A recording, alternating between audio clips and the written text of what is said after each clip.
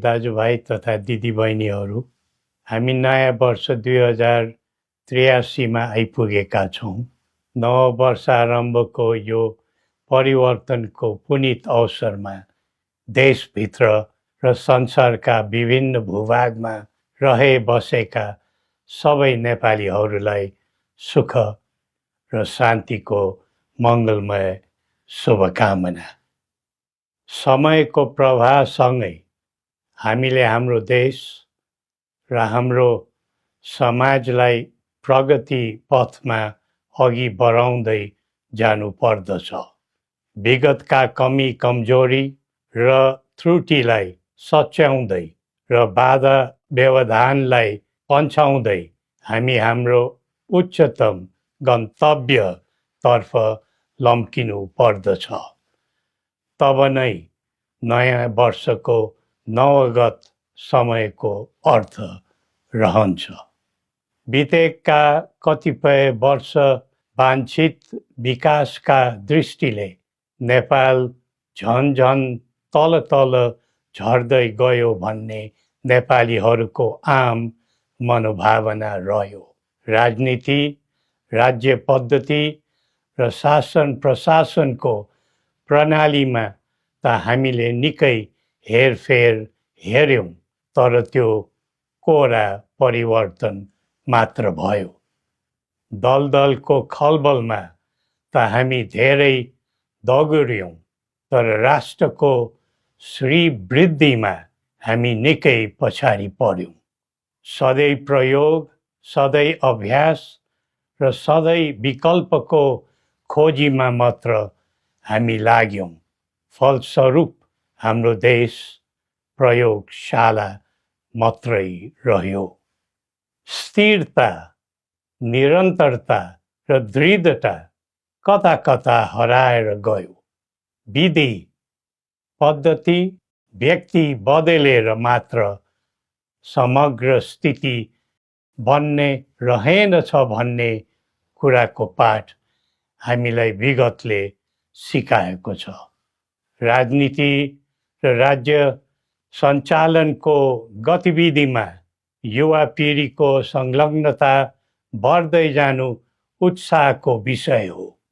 पढे लेखेका, देश बुझेका र आधुनिक प्रविधिको ज्ञान भएका उत्साहित पात्रहरूको आगमनले राष्ट्रलाई फलदायी बनाउनुमा मद्दत पुग्छ भन्ने हामीलाई लाग्दछ। आज हाम्रो देश चौतर्फी समस्याको चाङमा छ। यो बेला नेपाली जनताको आशा अभिलाषा पनि उत्तिकै छन्। यो स्थितिमा हाम्रो आर्थिक अवस्थालाई कसरी उकास्ने, छिमेकीहरू र बाह्य मित्र शक्तिहरूको सहयोग सद्भाव कसरी बढाउँदै जाने भन्नेमा हाम्रो ध्यान केन्द्रित हुनुपर्ने देखिन्छ। आन्तरिक सुरक्षा प्रणालीको दृष्टिले मुलुक अत्यन्तै नाजुक अवस्थामा परेको छ।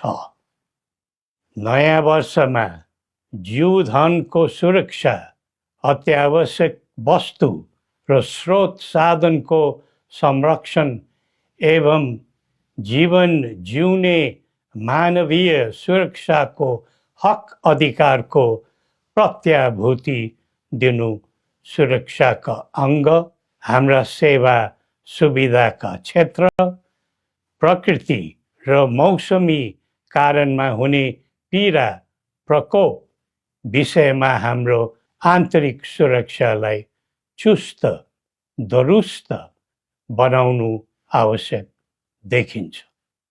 आजको विषम र अशान्त विश्वमा हामीले हामीलाई जोगाउने, हाम्रो उत्पादित आयातित वस्तुको जोगाड गर्ने र कुनै प्रकारको व्यवधान पर्न नदिने तर्फ राज्यको गहिरो ध्यान पुग्नुपर्ने देखिन्छ।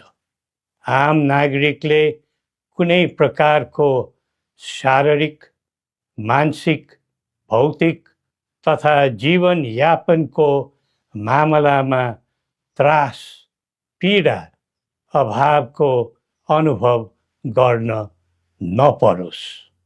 हरेक क्षेत्रमा भरपर्दो आत्मनिर्भर भएर परनिर्भरताबाट र स्वाधीन भएर पराधीनताबाट देशलाई जोगाउनु छ। देशको स्रोत शक्ति हो। सही उपयोग भएमा नै समाजको कल्याण हुन्छ अनि देशको स्वधर्म, संस्कृति र मौलिक कलाकृतिको सम्वर्धन भयो भने नै देशको गौरव बढ्दछ।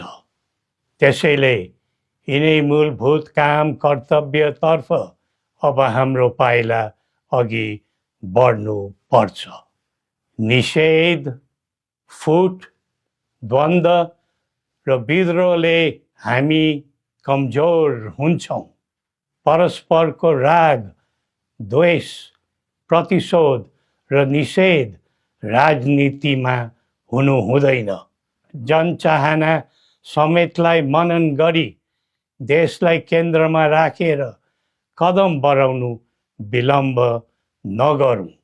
संवाद, सहमति र सहकार्यका माध्यमबाट सबै पक्षको मागलाई सम्बोधन हुने गरी संवैधानिक समाधान खोज्न दृढ सङ्कल्पित बनौँ। नेपाल शान्तिको भूमि बनोस्, उन्नतिको मुलुक बनोस् अनि आफ्नै मौलिक, सनातन र पहिचानबाट परिचालित एवं प्रतिष्ठित बनोस्। सबै नेपालीले न्याय, शान्ति र सुख पाउन्, यही हाम्रो सदिच्छा हो।